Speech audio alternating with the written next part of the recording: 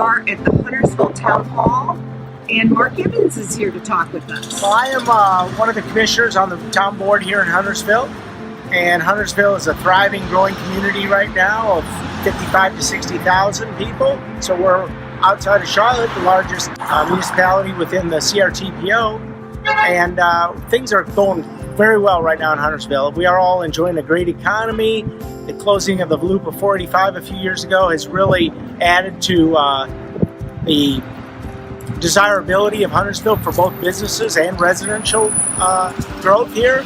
And we're trying to manage some of our traffic infrastructure so that we can handle that growth. Well, let's go inside, Mark. Our town hall here is one of our more modern buildings, obviously, and across the street we have Discovery Place Kids. And they were two buildings. We have a lot of interest in developing the downtown area, as we call it. One of the things we don't have that some of our neighboring towns have is what I call the bones of old buildings and mills and things. Ours kind of been torn down or burnt out over the years, so we don't have a lot to build on, but there's a lot of interest right now in building in downtown Huntersville. Well, and the history here is so rich. I mean, as we were preparing today for our interview, we were talking a little bit about some of the last acts of the American Revolution taking place here in Huntersville. Right, in 80-81, Cornwallis came through North Carolina, going to both directions, and it was a hard fight, and a lot of his troops were decimated, and some people would even say that contributed somewhat greatly to Washington's success against Cornwallis later.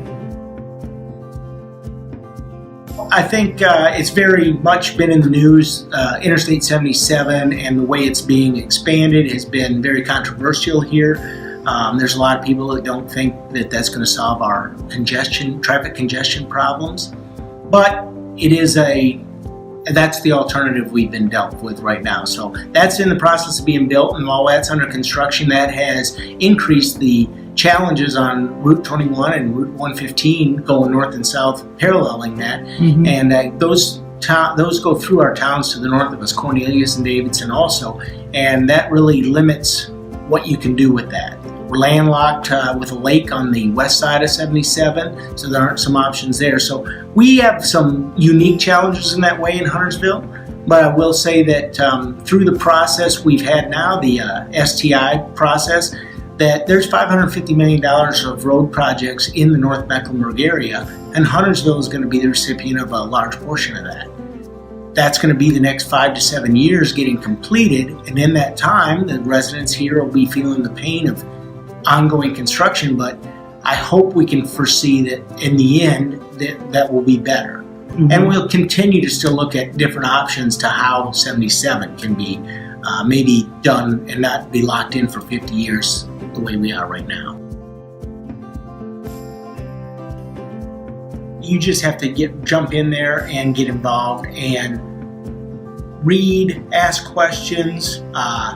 The technical coordinating committee puts together a lot of the projects and prioritizes them, and we have NCDOT reps on our CRTPO panel as well. And I think that you just have to ask a lot of questions and see what these projects are going to do.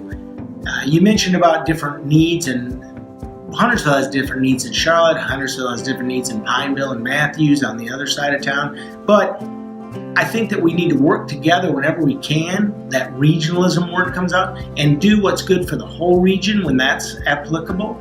But I think that everybody has to understand that the unique needs of each town, we come out of the same pot of money, so you need to be well-versed in how that happens and sell your case. And I think working together with your other CRTPO members that happen to be maybe in your region that might have some of the like types of needs, you work together with them, and the more voices for something or against something, I guess you could say, the better off you are in making your case. Coming to the meetings, I've seen where some of our CRTPO reps from different municipalities sometimes don't even make it to the meetings, and if you're not at the table, you have no voice at all. So I would say, even if your vote, you don't think that you have a vote, Charlotte gets a lot of vote. They have a lot of people that they represent. So, but we need to be there and we need to voice our opinions. So I would just say, don't be afraid to speak up. Don't be afraid to ask questions. Our own town TCC member, Bill Cox, has been there forever. Everybody knows him downtown. Everybody pretty much knows him at the state DOT.